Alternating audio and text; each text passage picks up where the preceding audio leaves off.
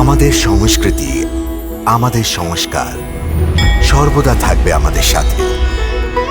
ভারতের মহান গ্রন্থ আর কাব্যের সম্পূর্ণ সংকলন। সাবস্ক্রাইব করুন তিলক। বলহীন, যদি আমি তোমার উপরে নিজের বল প্রয়োগ করি তাহলে তোমার জন্য একদম ভালো হবে না বৃদ্ধ বানর। আচ্ছা, আমাকে ক্রোধিত করো না, কারণ আমি যদি আমার মুঠোর শুধু একটি প্রহার তোমার উপরে করি তাহলে তুমি সোজা মাটিতে ঢুকে গিয়ে পাতালে প্রবেশ করবে। রাম রাম, মনে হচ্ছে যে আজকাল এই রোগ সবার লেগে গেছে, মহামারীর মতো ছড়িয়ে পড়েছে। যাকে দেখো সে এই রোগেই ব্যথিত। তুমি নিজেকে বলরাম বলছো, কিন্তু আমার তো মনে হচ্ছে যে তুমিও এই রোগেরই রোগী। রুগী? আর আমি? কোন রোগের কথা বলছো তুমি? ওই অহংকারের রোগ। পিঁপড়ের পা যখন বেরোয় তখনও মনে করে যে সমস্ত জায়গায় ওরই রাজত্ব হয়ে গেছে।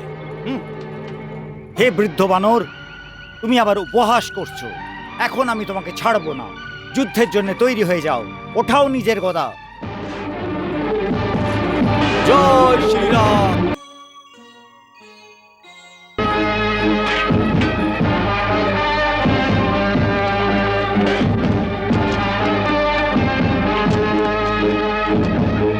জয় শ্রীরাম, জয় শ্রীরাম।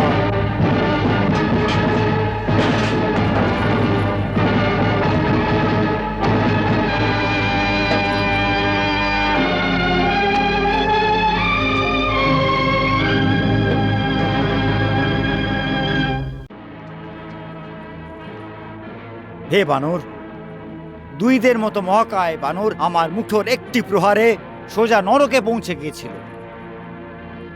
আর তুমি আমার প্রত্যেক প্রহারকে আটকাচ্ছ আর সহ্য করছো। তুমি কোনো সাধারণ বানর হতে পারো না। বলো, কে তুমি? আর এই বাটিকায় কেন এসেছো?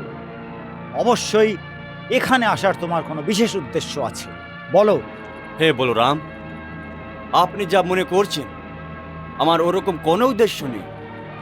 আমি তো শুধু আমার প্রভুর একজন তুচ্ছ ভক্ত। আসলে আমি আমার স্বামীর আজ্ঞার এখানে এসেছি। ভক্ত আর স্বামীর আজ্ঞা এখানে এসেছো? হ্যাঁ। কে তোমার স্বামী? দেখো, তোমার এই রহস্যময় কথা আমার জন্য চক্রবুয়োর মতো। স্পষ্ট রূপে নিজের পরিচয় দাও। আমাকে ক্রোধিত করো না, না হলে আমি আমার দিব্য শক্তির প্রয়োগ করব আর আমি আমার হাল বের করব, তুমি শেষ হয়ে যাবে। না না, মনে হচ্ছে তুমি আমার কথা শুনবে না। আমাকে আমার হাল বের করতেই হবে। হ্যাঁ, বাঁচান প্রভু, বাঁচান, তাড়াতাড়ি করুন। আমি তো আপনার আজ্ঞা নিয়েই এই লীলা করেছি। শেষ নাগ ভগবানের ক্রোধ বেরিয়ে যাচ্ছে। এনার ক্রোধ এবং শক্তির আগে আমার কোনো অস্তিত্ব নেই। ইনি তো ত্রিলোকই নষ্ট করে দিতে পারেন।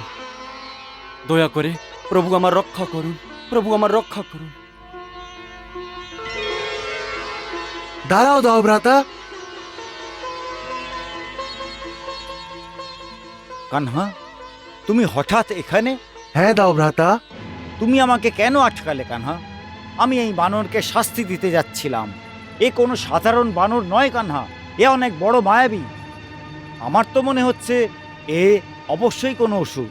বা দাও ভ্রাতা, খুব চিনতে পেরেছেন আপনি। এ আপনাকে বানর বলে মনে হচ্ছে। বানর? আরে কানা, আমি সম্পূর্ণ শক্তি লাগিয়ে দিয়েছিলাম, কিন্তু এর কিছুই হয়নি। যদি এ কোনো সাধারণ জীব হতো তাহলে আমার প্রহারে পাতালে পৌঁছে যেত। এখন আমি আমার হালকে আবাহন করতে যাচ্ছিলাম কানহা। দাও ভ্রাতা, যাকে আপনি মায়াবী অসুর বলে মনে করছেন ও কেউ আর নয়, ও পবন পুত্র হনুমান। কি? পবনপুত্র হনুমান? প্রণাম বলরাম ভ্রাতা।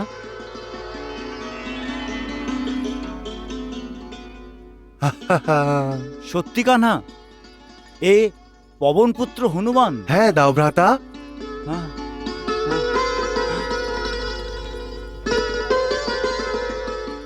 প্রণাম হনুমান। প্রণাম বলরাম।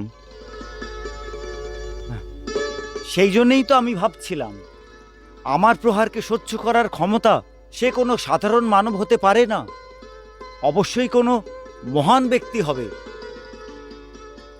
বলরাম ব্রদা, এটা বলে আমাকে লজ্জিত করছেন কেন? আরে আপনি তো শেষ নাগের অবতার, যার উপরে ত্রিলোক টিকে আছে। যদি আপনি একটু জোরেও শ্বাস নিন, তাহলে ত্রিলোক দুলতে থাকে। আপনার শক্তির আগে আমি তো কিছুই না। আপনার একটি প্রহার সহ্য করারও শক্তি নেই আমার মধ্যে। ওটা তো আমি শ্রীরামের নাম নিয়ে নিয়ে আমি প্রহারকে আটকাচ্ছিলাম।